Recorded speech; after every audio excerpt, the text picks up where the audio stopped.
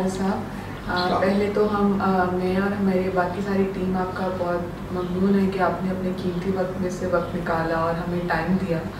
تو سر جیسے کہ آج آپ کو بلایا گیا تو ہم چاہ رہے تھے کہ آپ نے جیسے کہ آپ بتا رہے تھے 25 سے 26 سال ہو گئے 27 ایئرس آلموسٹ اپنی ڈائبٹیز کو مینیج کرتے ہوئے. تو اس سفر کے بارے میں ہم آپ کے جاننا چاہیں گے کہ کیسے اس سفر کا آغاز ہوا جب پتہ چلا اور کس طرح سے آپ اس کو لے کے چلے. میں اپنی نارمل لائف گزار رہا تھا تو مجھے کچھ ایکسیسو یورینیشن کچھ ہو گئی. تو مجھے فیل ہوا تو کہ میں جتنا پانی پیتا ہوں یہ کہیں اس سے ڈبل ٹرپل ہی پانی جو ہے نا وہ آ رہا ہے، یورینیشن زیادہ ہو رہی ہے جبکہ پہلے ایسے نہیں ہوتی تھی. میں نے اپنے ایک دوست سے بات کی، اس نے کہا یار جون جولائی کا مہینہ ہے تو گرمی کافی ہے تو اس لیے گرمی شرمی ہوگی تو روح افزا کی بوتل لاؤ اور وہ پیو. تو میں اس کے کہنے کے اوپر 2 بوتلیں لے آیا روح افزا کی بڑی اور ان میں چینی ملا کے جگوں کے جگ میں پینا شروع کیے. تو اس سے مجھے فائدہ کیا ہونا تھا بلکہ نقصان ہی ہونا تھا. تو میں نے وکیل کے پاس گیا تو وہ مجھے کوئی اور ہی کچھ چکر بتا رہا تھا تو اس نے بھی پیسے جیسے لیے تو مجھے دوائیاں شوائیاں دی تو میں گھر آ گیا، لیکن اس نے مجھے شوگر نہیں بتائی. پھر اس کے بعد وہ جس بندے کو جو تکلیف ہوتی ہے وہ مسئلہ ہوتا ہے تو وہ تو ڈھونڈتا ہے، کوئی دیواروں سے بھی پوچھتا ہے یار مجھے یہ تکلیف ہے. تو پھر میں نے کسی سے بات کی، انہوں نے کہا یار تم لیبارٹری میں اپنا یورین ٹیسٹ کرو. میں وہاں گیا، میں نے پیشاب ٹیسٹ کرایا تو انہوں نے مجھے وہ جس طرح وہ کرتے ہیں گلوکوز ٹالرنس ٹیسٹ میٹھا پلا کے گلوکوز کا وہ چیک کیا، انہوں نے کہا آپ کو تو شوگر ہے. تو میں نے کہا اچھا. تو میں نے اس سے پوچھا یار شوگر تو کیا ہوتا ہے کہ کیا مسئلہ، مجھے تو نہیں پتا کہ شوگر کیا ہوتا ہے. کہتے آپ خود ہی تو آئے ہیں ہمارے پاس، مجھے پیشاب زیادہ آتا ہے، یہی ہوتا ہے شوگر والے کو پیشاب زیادہ آتا ہے، یہ ہوتا ہے وہ ہوتا ہے. تو پھر میں آ گیا کیونکہ وہ تو لیب والے تھے، وہ ڈاکٹر تھوڑے تھے، انہوں نے تو پیسے لینے تھے، مجھے رزلٹ دینا تھا اور یہی کہنا تھا. میں آ گیا، پھر میں نے اس سے بات کی، اس سے بات کی، ادھر سے بات کی، آپ مجھے شوگر ہو گئی. جس سے بات کرتا وہ مجھے ایک نئی کہانی سنا دیتا، ڈسکریج کرتا یار ہے تو بڑی خطرناک بیماری ہے تو جی وہ سارے فلانے بندے سی وہ تو فوت ہو گیا سی، فلانے نے ہوا فلانے نے ہوا. تو میں ڈرتا بھی رہا، سہمتا بھی رہا. میں نے کہا یار یہ پتہ نہیں کدھر سے مسئلہ ہونا. تو پھر وہ میں نے ایک ڈاکٹر سے بات کی تو اس نے کہا کہ ہاں یار یہ تو تمہیں ڈائبٹیز ہے تو اس کا علاج کوئی نہیں ہے، بس سیر شیر کرو اور میٹھا شیٹھا جو ہے نا اس کو اوائڈ کرو. لیکن سیر سور میں خوب کرتا، ٹکا کے کرتا. مجھے پتہ نہیں تھا کہ سیر ضرورت سے زیادہ نقصان دہ ہوتی ہے. تو یہ میری بیوقوفی تھی، میں ضرورت سے زیادہ سیر کرتا تھا، مثلاً 2 2.5 گھنٹے. پھر ایک بندے نے مجھے کہا کہ یار وہ کیمی تھا، اس نے کہا یار یہ جو نیم کا درخت ہے نا یہ بڑی زبردست چیز ہے یہ ڈائبٹیز کے لیے. اس کے پتے تارو اور اس کے پتوں کو دھو کے نا 5-7 پتے جو ہے منہ میں رکھو اور ان کو چیو کرو، چباؤ اور اس کو نکل جاؤ. اور میں نے کہا اچھا. تو وہ پھر میں نے درخت ڈھونڈا تو وہ کافی اونچا تھا. تو میں نے کہا یار یہ میں اس کے اوپر چڑھوں گا، میں شریف آدمی ہوں، لوگ میری عزت کرتے ہوتے ہیں، یہ درخت کے اوپر چڑھا ہوا ہے تو اس لیے میری ضرورت ہے کہ میں اسے پتے تاروں. پھر میں نے کہا چلو اس طرح کرتا ہوں، صبح فجر کی نماز سے تھوڑا پہلے اٹھوں گا، جب لوگ ادھر نہیں ہوں گے تو درخت کے اوپر چڑھوں گا، اوپر سے پتے تاروں گا ٹانی شانی تو کر لے آؤں. جب میں درخت پہ چڑھا تو چڑھ تو میں گیا لیکن اترتے وقت میرا پاؤں پھسلا، میں گر گیا، مجھے چھوٹے کافی لگی. تو پتے تو میں لے آیا لیکن ساتھ وہ زخمی بھی ہو گیا، میرے ذہن میں نہیں آیا تھا. بہرحال وہ اس طرح کی باتیں کرتے رہے جو ابھی میں سوچتا ہوں کہ وہ بڑی عجیب و غریب کرتے گی اور بڑی مجھے شرمندگی ہوتی ہے کہ میں نے ایسی حرکتیں کیوں کی. یہ باقاعدہ ایک بیماری ہے اور اس کا باقاعدہ علاج ہے، لائف سٹائل ہے، اس کا ایک باقاعدہ اپنے ایٹیچیوڈس ہیں اور ایک اپنا اس کا پروٹوکول ہے. تو جب 96 میں یہ بلڈنگ بلاک صاحب نے خریدی، 95 میں خریدی تھی تو 96 میں اس کو ہاسپٹل کی شیپ دی، ڈپ کی اور پہلا سیمینار انہوں نے ہالیڈیز ان ہوٹل میں کیا، اخباروں میں آیا. تو ہم نے کہا یار یہ تو پہلا ہاسپٹل ہے جو شوگر کے مریضوں کے لیے ہے اور یہاں ذیابیطس کا علاج ہوگا. تو پہلے تو یہ ہاسپٹل نہیں تھا، نہ صرف لاہور میں، پورے پاکستان میں نہیں تھا. وہ تو چلیں جا کر سیمینار اٹینڈ کرتے ہیں. سیمینار اٹینڈ کیا, ڈاکٹر صاحب تھے اور ان کے ساتھ اور بھی 2-3 بندے تھے. ایجوکیشن بہت زیادہ دیتے تھے, ہفتے میں 2 دن اس کی ایجوکیشن ہوتی تھی, اوپر سیمینار ہوتے تھے. ڈاکٹر صاحب خود بڑا انٹرسٹ لیتے تھے, 2-2 ڈھائی گھنٹے وہ ایک بندے میں انڈیویجول میں کافی لے کر وہ بہت ایجوکیشن دیتے تھے. بڑے پمفلٹ, بڑے بروشر, بڑے پیپرز, بکس. پھر بعد میں ایک شوگر کا نیوز پیپر, اس کا نام بھی شوگر تھا, وہ بھی پرنٹ ہونا شروع ہو گیا. تو پھر ہم وہ پڑھتے تھے, اس سے ہمیں بڑا مفاد ملا. وہ جو اخبار تھا وہ بڑی زبردست چیز تھی. اس میں اس کے علاوہ اور بیماریوں کا بھی ذکر ہوتا تھا. پھر سیلیبریٹیز ہوتی تھی, جا کر ان کو وزٹ کرتے تھے. کبھی کنگ ایڈورڈ میڈیکل کالج کے پرنسپل ہیں افتخار صاحب, کبھی کوئی فلمی اداکار محمد علی ہیں, ان کے بھی انٹرویو یہ وہ. تو پھر وہ کافی پاپولر تھا اخبار. اچھا سر, جب ایک سوال کرنا چاہوں گی, جیسے کہ آپ نے بتایا کہ پچھلے 27 سال سے آپ اس بیماری کو بہت اچھے طریقے سے مینیج کرتے چلے گئے. بہت سے بیچ میں لوگوں نے آپ کو کہا کہ ختم نہیں ہو سکتی, لے کے جائے گی, پر آپ کے ذہن میں یہ تھا کہ اس کو جڑ سے ختم کرنا ہے. تو سر میرا سوال آپ سے یہ ہے کہ آپ اپنے بلڈ شوگر لیول کو کیسے دیکھتے تھے؟ شوگر لیول ہے اس کو کیسے مانیٹر کرتے, کیونکہ اب تو جدید دور ہے, جدید گلوکومیٹر وغیرہ تو نہیں تھے. جی جی. تو ڈاکٹر زراعت بھی یہی بتاتے تھے, اور ڈاکٹر صداقت صاحب نے یہی بتایا کہ ایک سولوشن ہوتا تھا, اس کا نام تھا بینڈکس سولوشن. وہ نیلے سے رنگ کا, وہ پونڈ کی بوتل ملتی تھی, 450 ml کی باٹل. تو وہ اس کو لے کر ایک ٹیوب میں ڈالتے تھے ہم, 5 ملی گرام.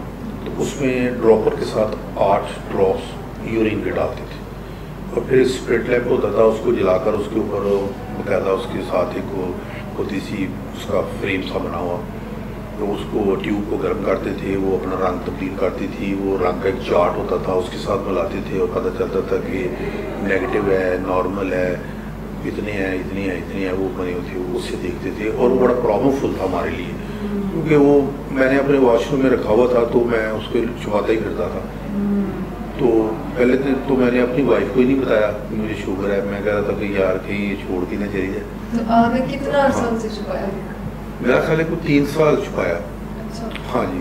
تو یہی پہ میرا سوال ہے, جیسے کہ آپ نے کہا کہ آپ نے 3 سال تک اپنی فیملی کو نہیں بتایا, اور اس کے بعد جیسے جیسے ایجوکیشن کرنا شروع ہوئی, پھر آپ نے کمپیئر کرنا شروع کیا.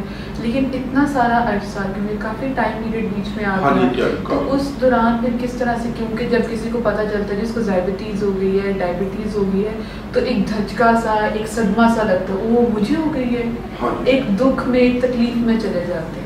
تو اس سے کس طرح آپ باہر نکلے, کس طرح اس کو مینیج کیا؟ وہ جی ایک تو پرابلم یہ تھا نا کہ دھچکا تو واقعی لگا, مطلب کہ کوئی یہ خوشی والی خبر تو کسی کے لیے بھی نہیں ہوتی. دکھ تو ہوتا ہے, تکلیف تو ہوتا ہے, تو دھچکا تو ہر بات بھی تو لگتا ہے.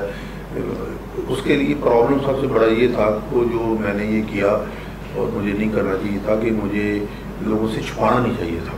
تو جو میں چھپاتا تھا وہ ایک مجھے اور اس کے لیے انرجی چاہیے تھی. میں دل میرا چاہ رہا ہے کوک پینے کو, تو میں کہتا نہیں یار رہنے کو.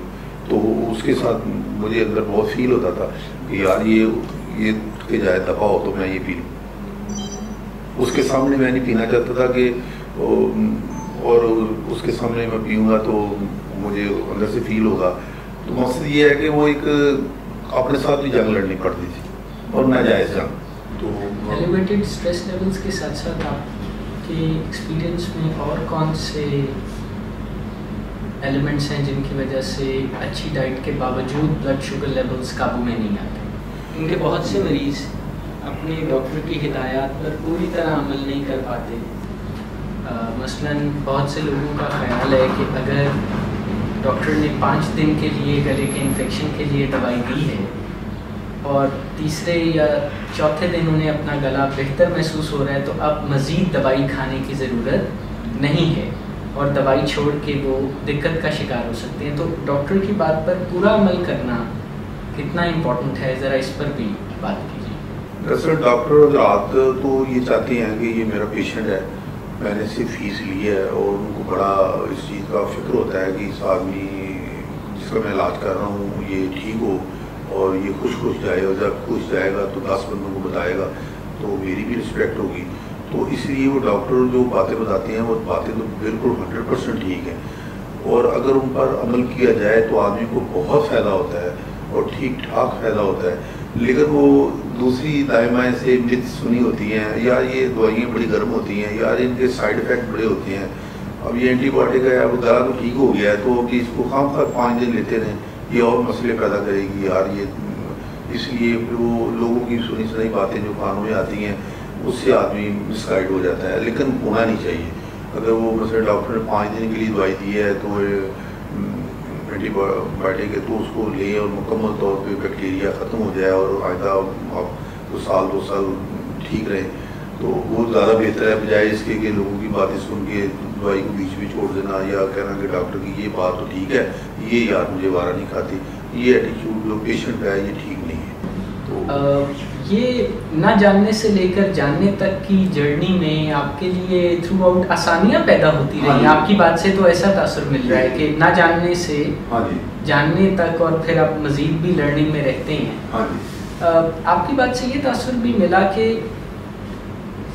ڈائبٹیز یا بلڈ پریشر یا اس طرح کی بیماریاں جو بھی ہیں اس میں اپنی سیکلوژن یا تنہائی میں جانے سے نہیں بلکہ لوگوں سے بات چیت کرنے, اپنے مولد سے رائے لینے اور گروپ فارمیٹ میں اپنے جیسے لوگوں کے ساتھ وقتاً فوقتاً مشاورت کرنے سے بھی کیا فائدہ ہوتا ہے؟ ہاں جی, بہت فائدہ ہوتا ہے. کیونکہ جب میں اس بیماری کو چھپاتا تھا تو پتہ نہیں مجھے میری فیلنگ کیوں ہوتی تھی کہ یار مجھ میں ایک بہت بڑا نقص ہے اور لوگوں میں نہیں ہے اور مجھ میں ہے, اور میں وہ نقص کو بھی چھپاتا تھا. یہ یار میری وائف کو پتہ چل گیا کہ مجھے شوگر ہے تو کہے گی کہ لو ابھی شادی ہوئی کو 8-7 مہینے ہوئے ہیں تو اس کو شوگر ہو گئی ہے تو پتہ نہیں کیا فیل کرے. پھر میں نے اس کو جب بتایا تو میں نے کہا اس کو قسم دی کہ تم نے اپنی امی ابو کو نہیں بتانا, کسی کو نہیں بتا. اب اس نے کہا ٹھیک ہے میں نہیں بتاؤں گی. تو پھر اس طریقے سے وہ مجھے بڑی محنت کرنی پڑتی تھی چھپانے کے لیے. تو پھر جب مجھے پتہ چلا کہ یار یہ تو بیماری ہے, یہ اللہ تعالیٰ کی طرف سے آئی ہے, میں نے کون سا کوئی غلط کام کیا ہے, تو میرا تو اس میں کوئی قصور نہیں ہے, میں نے تو کوئی سن نہیں کیا کہ جس کے مجھے ہوئی ہے. تو دوسرا ادھر آنے سے سیشن سے پتہ لگا یار یہ تو کمرہ بھرا ہوا ہے, میرے جیسے کافی ہیں اور ہم سارے ایک ہی جیسے ہیں یار, سب جو ایک کے ساتھ ہوگا ہمارے ساتھ بھی ہوگا. ٹھیک ہے یار, پھر کیا اکٹھے ہی ہیں نا سارے.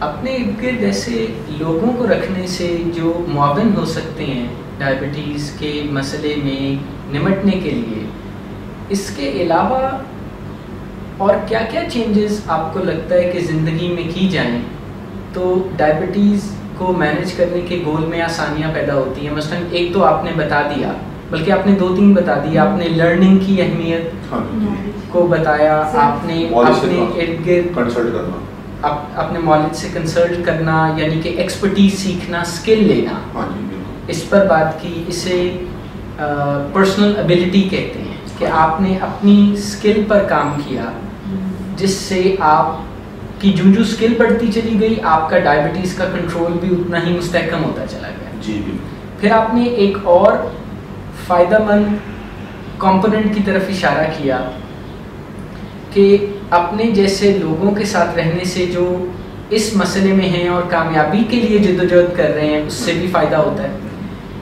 کچھ اس بات پر بھی روشنی ڈالیے, کچھ یہ بھی بتائیے کہ کیا اپنے ارد گرد جس حد تک ممکن ہو سکے خاص ماحول کریٹ کرنے سے بھی فائدہ ہوتا ہے. مثلاً اب یہ میز ہے ہمارے سامنے ہے, یہ ٹیبل ہے, اس پر میرے فیوریٹ بسکٹس نہیں پڑے ہوئے ہیں, لیکن اگر پڑے ہوتے تو ہو سکتا ہے میں آپ سے بات کرتے ہوئے آپ کو بھی کھلاتا, آپ کو بھی کھلاتا, آپ کو بھی دیتا, خود بھی کھا جاتا.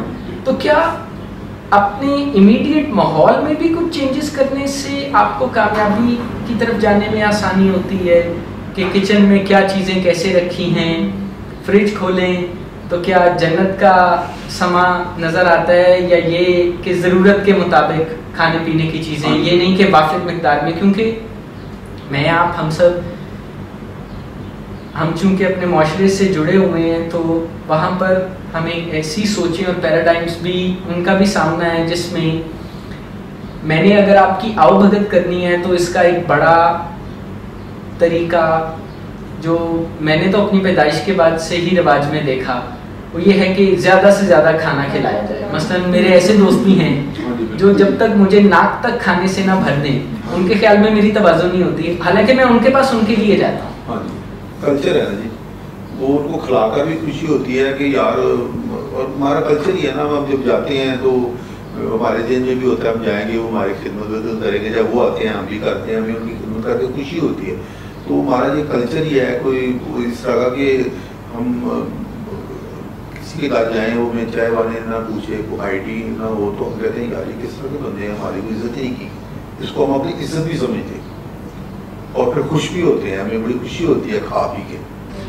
سر یہاں پہ ہم یہ آپ سے پوچھنا چاہیں گے کہ آپ اتنے اچھے طریقے سے اپنے ڈائبٹیز کو مینیج کر رہے ہیں، آپ نے بہت اچھی ہمارے سے شیئرنگ بھی کی. تو کچھ ایسے رویے جو جس کو بھی ڈائبٹیز ہو تو وہ ایسے کون سے رویے اختیار کرے جس سے اس کو ہیلپ مل سکے، جس کی وجہ سے وہ اپنی ڈائبٹیز کے مرض کو اچھے طریقے سے مینیج کر سکے؟ ایسے کوئی سنہری اصول آپ نے بنائے، کوئی ایسے رویے کا انتخاب کیا؟ سب سے پہلی بات تو یہ ہے کہ اس بندے کو اس کا اٹھنا بیٹھنا جو ڈائبٹک پرسن ہے پرانے ان میں ہو، اور وہ اس کو پازیٹیولی ہر چیز اچھے طریقے سے بتائیں گے.